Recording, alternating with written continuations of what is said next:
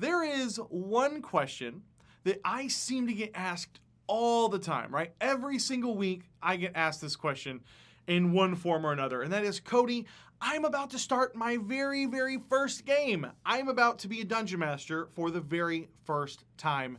Do you have any advice for me?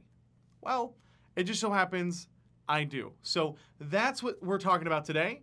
I hope you guys are ready. Let's get started.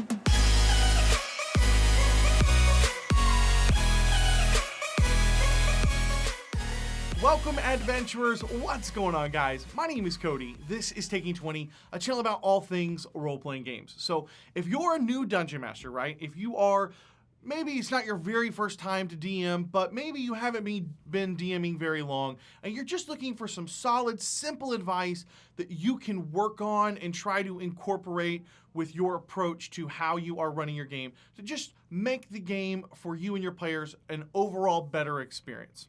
That's what we want to help you guys with. So I have 5 tips for you guys to help you just get in the right frame of mind, help you build on your skill set that you can start to improve your games. Let's jump into it. The first piece of advice I have, I want to give credit where credit is due because I think this is a fantastic piece of advice. And I heard this originally from Matt Click with A Fistful of Dice and Absolute Tabletop, his publishing company.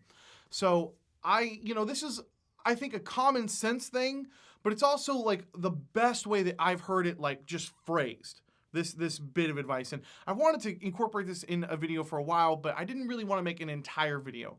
So the piece of advice I have for you new dungeon masters out there is fun trumps story trumps rules. Now, I do want to expand a little bit on this bit of advice from Matt in the fact that if you are making rules the least important part of your game, which in fact I think they actually are for you new DMs out there, rules are the least important part of the game, of the experience at the table. But if you are being flexible with the rules, you should consider being flexible in favor of your players. Now, I know, again, for a lot of us old DMs, that might kind of go unsaid, right? Like, oh yeah, you're not going to just continue to fudge dice rolls to elongate combat and to make combats more interesting. Doesn't work like that. If you're going to be a little bit flexible with the rules, be flexible in favor of the players. So if a player, maybe they want to draw 2 weapons, or maybe they don't have enough movement to jump off the wall and then grab onto the chandelier and swing across in one round. And if you're going to be flexible for things like that, okay? Don't discard the rules by thinking that it's going to add more story or more fun to the game against the players. It's not fun to say, well, my boss can do this and this and this and this and this and this and this in a round, even though it's way too much stuff for them to probably do according to the rules. So if you're going to be rules light, be rules light in favor of the players. But back to the original kind of bit of advice here on fun trumps story trumps rules. This is absolutely the best piece of advice that I think even exists out there for new players. And I heard it from Matt Click. It is simply fantastic. So fun trumps story trumps rules in favor of your players. Okay, the second bit of advice I have is do not over-prepare. This is a very common misstep that happens for dungeon masters and game masters that are kind of new to running games, because you get excited. You get so excited and caught up in all the fun and the amazing story that you're putting together for your players. But the odds that all of that work you're putting into writing incredible histories for your NPCs and all of that work you're putting into the history of this amazing longbow, this +1 longbow that has this amazing backstory that your players are going to discover, and they're going to appreciate it, and it's going to be this aha moment. The odds that that is going to yield a high return on investment of your time is pretty low. So try your very best to prepare just a little less. So I drove down to Austin and did a video with WebDM on actual preparing your game, which you can check out. Wait, right. I was like, wait, which one? Right there in that corner, I believe. That you guys can go check out. And Jim has some really great advice in that video. Basically, his advice is he prepares what he does not want to improvise, which is a great bit of advice. So if you don't want to improvise it, then that's something that you can prepare. Conversely, my bit of advice is that there are no great dungeon masters that are not good at improv. So the only way for you to get better at your improvisation is to practice it and to implement it into the game. So my advice to you is don't over prepare your games. If there is anything that you think, okay, I want to lead them in this direction, I would like them to fight some bugbears, then try to be as flexible as possible as to where that bugbear is, where that bit of combat happens in your game. Because your players are always going to throw a wrench in your plans. So having the ability to be flexible as a dungeon master, that is going to be a huge benefit to you. Okay guys, so I want to jump in here real quick and give a big thank you and shout out to my sponsor for this video, Miniature Market. If you've been following me for a while, you know I am a huge fan of Miniature Market. I personally have been shopping there for a few years now because their prices are amazing and they carry pretty much everything. So if you're into board games like I am, Pandemic is amazing. Go pick it up. Thank me later. They've got that covered. If you want singles for Magic the Gathering, they've got you covered. If you want to pick up the new D&D boosters from WizKids or those really elusive Gale Force 9 DM screens, it's all at Miniature Market. It's all at one place at incredible prices, way under MSRP. These guys are amazing. Just go check them out. Thank me later. Links are down in the description below. The third piece of advice I have is to make your players the most important thing in the story. This is another very common kind of misstep here for new dungeon masters and new game masters because, again, they get very excited about this amazing storyline that they're laying out for their players. But you want to make sure your players are still centric to the story. As great as your villain is, the story is still about Batman. Joker is amazing. He is such a great villain. But you're still watching Batman. You're still watching Batman as Bruce Wayne. You're still watching Batman become Batman. You're still watching the hero to the story. And the same concepts can apply to your Dungeons & Dragons or Starfinder game. And that is to make your players the most important part of the story. And an easy way to do this is to help them during character creation. So often I see Dungeon Masters and Game Masters get caught up in prep and getting ready for their game, and not enough of them spend enough time hashing out, bouncing ideas back and forth off of their players.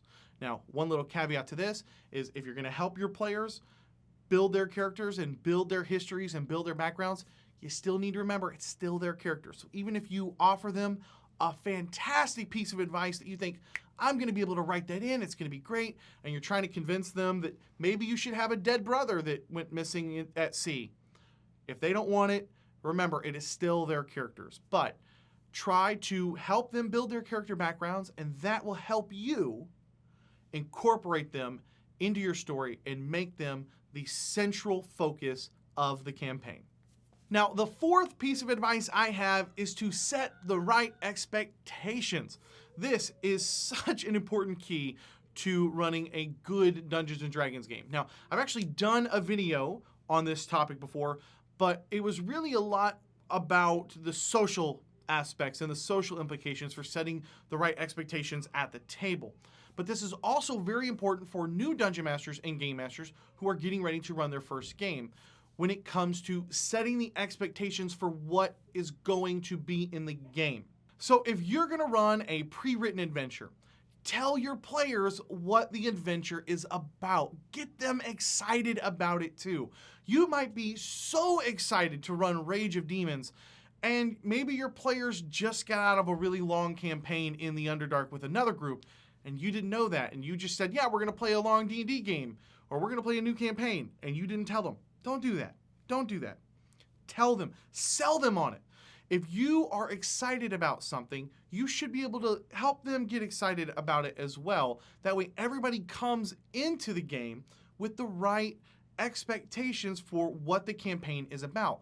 It's also going to help your players tie their characters into the storyline and just let everybody kind of buy into what is going on. Conversely, if they're not excited about it, then maybe consider being flexible and changing and shifting the ideas. Maybe they don't want to run Rage of Demons because they just got out of a long Underdark campaign, but maybe they would be thrilled to run a Curse of Strahd game.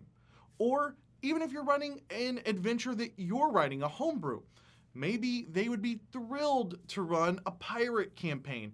Get feedback from them and get the right expectations for both the Dungeon Master and the players, that going into the campaign, everybody is excited to explore the same storyline, and that will solve a lot of headaches for new Dungeon Masters who are ready to jump into a campaign to just see their players immediately veer left, and now the new Dungeon Masters are struggling and trying to keep up and keep everybody involved in the story. So set the right expectations with your players, sell them on your adventure before you ever even start it. And finally, my last bit of advice is really very simple, which is to slow down and take notes. When you are in the DMC, it's gonna feel like everything is running 1,000 miles an hour, and that's okay, that's totally normal. Everybody experiences that. Even experienced DMs feel that way at times. But just remember, slow down and take notes. Because even if you're not spending your time off a game over preparing for the next session, at least you'll be able to come back to the game and look down and say, okay, I know exactly where we are, I know exactly what's going on, and that will help you build out the encounters for the night. It will help you be flexible in how you're going to tie your characters into your story. But when a Dungeon Master comes back and sits down and is like, okay, we talked to that NPC, that dwarf guy, and we got that +1 bow, right? You got a bow? No, wait, no, did y'all kill that guy? It's not gonna be good for your game. So slow down and take good notes. That will help you stay in the right frame of mind. It will help keep you organized. And when you come back, you can review your notes and jump in right back into the story. So there you go, guys. There is some advice for you new Dungeon Masters and Game Masters out there. Hopefully that will help your games a little bit, help your approach a little bit, help you slow things down a little bit and have a good time with your players. But now's the point where we're going to hand this off to the community. So what do you guys think? What piece of advice, if you just had to give one piece of advice, what's the most important piece of advice that you would give to a new Dungeon Master or a new Game Master to help them improve their game or to help them run their very, very first session of Dungeons & Dragons 5th edition or Starfinder or Star Wars Edge of the Empire, whatever? What piece of advice do you think that new Dungeon Masters and Game Masters should absolutely hear before they run? And of course, I want to give a big shout out to all of my kick-ass patrons. Thank you guys. Thank you for supporting the channel. Thank you for supporting me, helping me make these videos possible. I really, really, really appreciate it. Thank you. If this is your first time here and you love role-playing games as much as I do, or hopefully you will love role-playing games as much as I do soon, I'd love to have you subscribe. Every week I put out new videos on GM tips, player tips, tutorials, and more. So if that sounds like something that you might be interested in, just hit that subscribe button down below and come join us. Thank you guys so much for watching. My name is Cody, and may your games be filled with awesome memories and even better friends. I'll catch you guys next time. Yeah.